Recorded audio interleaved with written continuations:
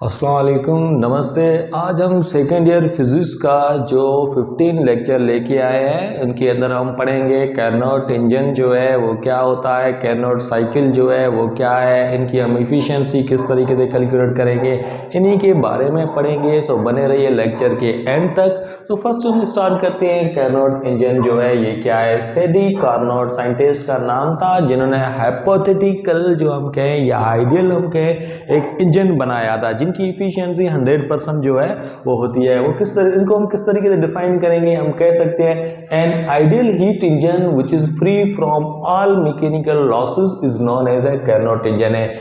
एक ideal heat engine है जो फ्री हो ऑल मैकेनिकल लॉसेस से, उन्हीं को हम कह सकते हैं, उन्हीं को हम नाम देंगे कैरनोट इंजन है। सो कार्नोट इंजन के अंदर क्या होता है, कार्नोट इंजन के अंदर हम यहाँ पे इनका जो यहाँ पे ग्राफ बनाते हैं, कुछ ग्राफ है इसी टाइप का यहाँ पे बनेगा। प्रेशर वर्सेस जो है यहाँ पे वॉल्यूम है। अच्छा, पहले जो इनके अंदर जो यहाँ पे हम कहें कि आइसोथर्मल जो है एक्सपेंशन है वो होगा। आइसोथर्मल एक्सपेंशन है, एक पॉइंट यहाँ पे ए लेते हैं, दूसरी पॉइंट है हमने यहाँ पे ये ली है। उनके बाद क्या होगा, अडियाबैटिक एक्सपेंशन है, अडियाबैटिक एक्सपेंशन इन्हीं के अंदर होगी। सो यहाँ से हम लेंगे, यहाँ से सी पॉइंट है ये लेते हैं।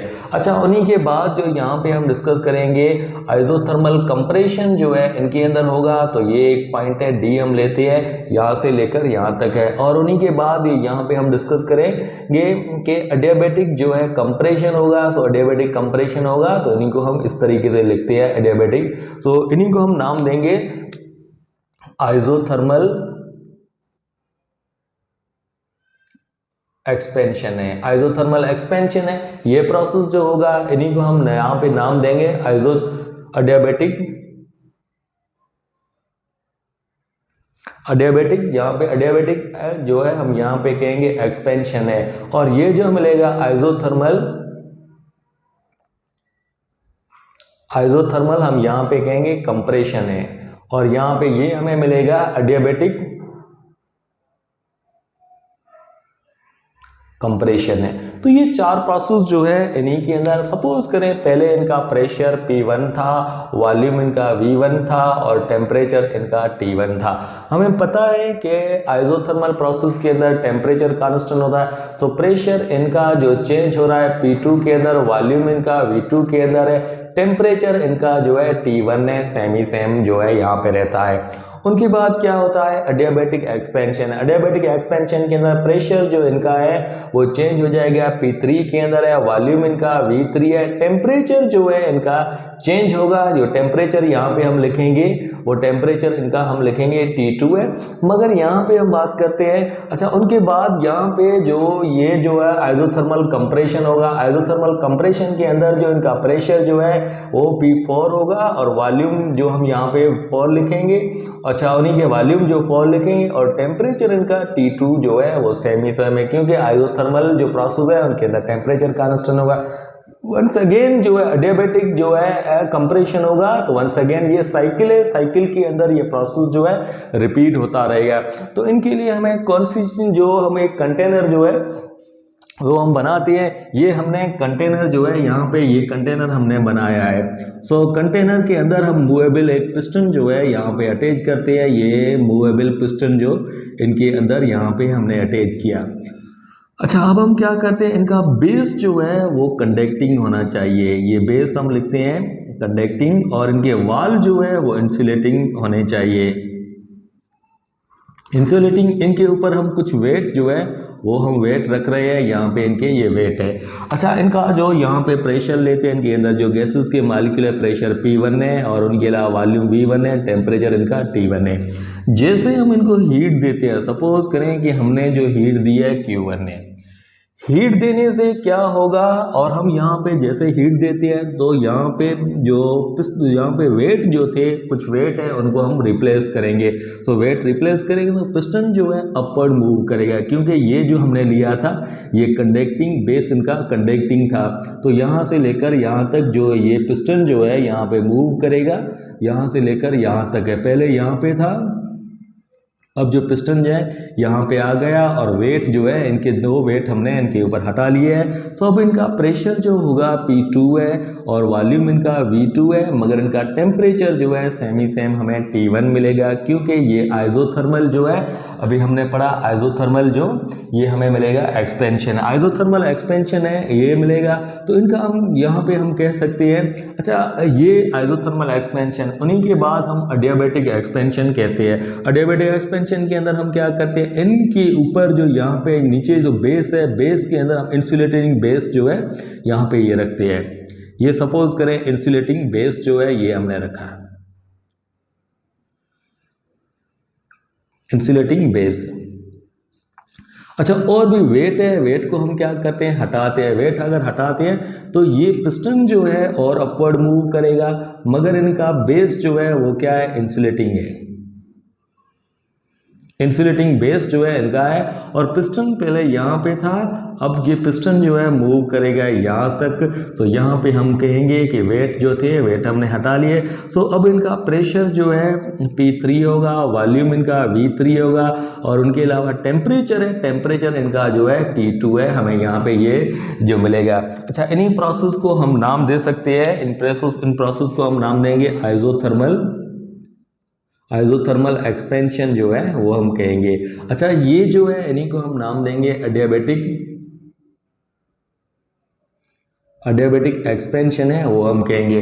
अच्छा अब हम क्या करते हैं, उनके बाद जो यहाँ से पहले जो ग्राफ के अंदर यहाँ पे था, यहाँ से लेकर यहाँ तक ये आया है, क्योंकि यहाँ पे हम देखते हैं कि इनके यहाँ पे प्रेशर है और वॉल्यूम है, इनके अंदर चेंजिंग आ रही है, टेम्परेचर इनका कांस्टेंट रहता है। अच्छा उनके बाद जो यहाँ पे अडियाबैटिक एक्सपेंशन है, तो यहाँ से लेकर B से लेकर C तक इनका ग्राफ बना है। अच्छा अब हम क्या करते हैं, कुछ वेट इनके ऊपर रखते हैं और यहाँ पे हम क्या करते हैं, ये जो था ये कंटेनर जो हमने लिया था ये कुछ इसी टाइप का कंटेनर हम यहाँ पे रखते हैं। अच्छा अब इनके बेस जो है वो हम कंडक्टिंग लेते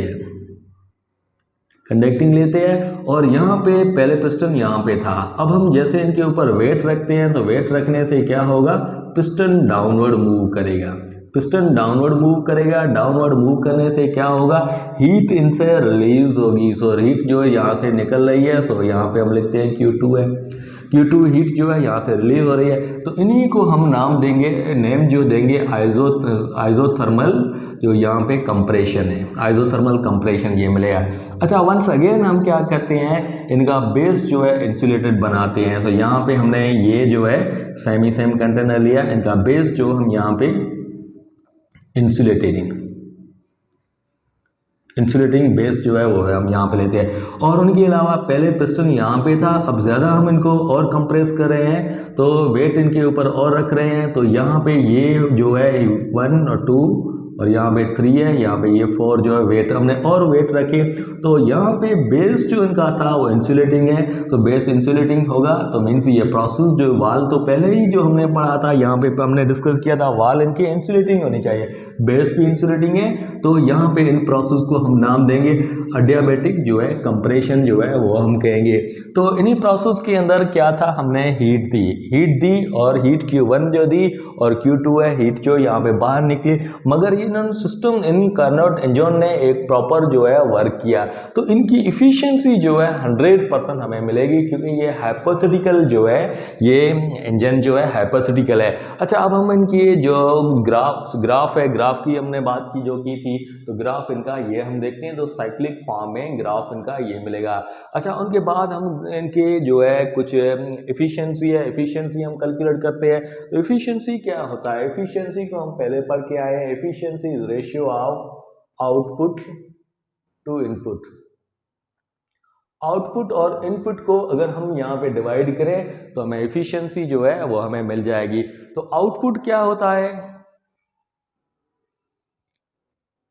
सॉरी यहाँ पे ये नजर नहीं आ रहा है, तो एफिशिएंसी है, एफिशिएंसी को हम यहाँ पे कह सकते हैं। एफिशिएंसी अगर इनकी हम कैलकुलेट करना चाहें तो एफिशिएंसी को लिए हम लिखेंगे, एफिशिएंसी है, एफिशिएंसी को ईटा दे लिखते हैं, efficiency is equal to output है, अपान में हम यहाँ पे लिखेंगे इनपुट है, और मल्टीप्लाई हम करेंगे 100 से मल्टीप्लाई करेंगे। सो अब हम बात करते हैं कि आउटपुट है, आउटपुट हमें क्या मिल रहा था, आउटपुट हमें जो, और इनपुट है, इनपुट हमें क्या मिल रहा था। सो इनपुट की हम बात करते हैं तो हमने यहाँ पे जो दिया था इनपुट है, इनपुट के अंदर हमने Q1 ने जो हीट एनर्जी जो इनको दी थी वो Q1 ने। अच्छा, आउटपुट में हमें क्या मिल रहा है, आउटपुट में हमें वर्क जो है वो मिल रहा है। तो हम यहाँ पे लिखेंगे आउटपुट है, आउटपुट के अंदर हमें वर्क मिलेगा। तो इनकी वैल्यू अगर हम यहाँ पे डिवाइड, इनके अंदर इफिशिएंसी वाले फार्मूला के अंदर लिखते हैं तो इफिशिएंसी है, efficiency is equal to output है, आउटपुट की बजाय हम W लिखेंगे, और यहाँ पे इनपुट है, इनपुट की बजाय हम Q1 जो है ये लिखेंगे। अच्छा, अब हम बात करते हैं, हमने यहाँ पे हीट जो है एनर्जी दी Q1 ने, जो हीट एनर्जी है वर्क डन और यहाँ पे Q2 है, इनके अंदर कन्वर्ट होगी। सो यहाँ पे हम लिखेंगे W प्लस में Q2 है, ये लिखते हैं। तो उनके बाद यहाँ पे Q2 है प्लस हो रहा है, यहाँ पे ले जाएंगे। सो W है, W इज इक्वल टू हम यहाँ पे लिखेंगे वर्क जो है Q1 माइनस जो है यहाँ पे हम Q2 करेंगे। सो W की बजाय, वर्क की बजाय हम इनकी वैल्यू पुट करते हैं। तो efficiency is equal to Q1 है माइनस Q2 है, अपान में हम यहाँ पे लिखते हैं Q1 ने। अच्छा, यहाँ पे माइनस की साइन है, Q1 जो है यहाँ पे भी डिवाइड करेंगे, यहाँ पे भी डिवाइड करेंगे, तो हमें एफिशिएंसी जो मिलेगी यहाँ पे हम लिखेंगे Q1 अपान में Q1 है माइनस Q2 है, अपान में हम लिखेंगे Q1 है, ये आपस में कैंसिल हो जाएंगे। तो हमें एफिशिएंसी जो इनकी मिलेगी, एफिशिएंसी हम यहाँ पे कह सकते हैं 1 माइनस Q2 है अपान में Q1 है, ये मिलेगी एफिशिएंसी इनकी। तो एफिशिएंसी, अगर एफिशिएंसी है, इनको हमने यहाँ पे ये लिखा। उनके बाद हम यहाँ पे, अच्छा अगर टेम्परेचर की बात आती है तो टेम्परेचर है, तो इनके लिए हम यहाँ पे ये लिखेंगे efficiency is equal to 1 minus T2 upon में T1 है, यहाँ पे ये लिखेंगे, और मल्टीप्लाई 100 है, 100 के साथ मल्टीप्लाई करेंगे तो इसी तरीके से हमें एफिशिएंसी जो है वो मिल जाएगी। अच्छा, यहाँ पे हम बात कर रहे थे कि हमें कार्नोट इंजन के लिए हमें 3 जो है मेन जो बेसिक जो है वो चीज़ों की हमें ज़रूरत पड़ेगी। एक हमें इंसुलेटिंग बेस है,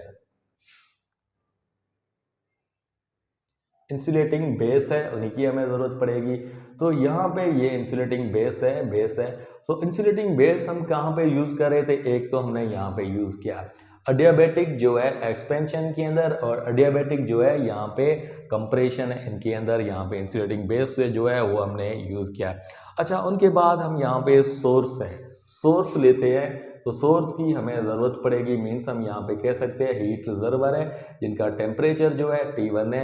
सो हम यहाँ पे आइसोथर्मल एक्सपेंशन है, उनके अंदर नीचे यहाँ पे जो बेस है, बेस कंडक्टिंग था, यहाँ पे हम हीट रिजर्वर रखेंगे, तो ये हीट को एब्जॉर्ब करेगा। जो Q1 है हमने हीट दी थी, इनको ये एब्जॉर्ब करेगा, तो हमें हीट रिजर्वर है, इन्हीं की भी ज़रूरत पड़ेगी। तो यहाँ पे ये सिंपल हम कहेंगे सोर्स है।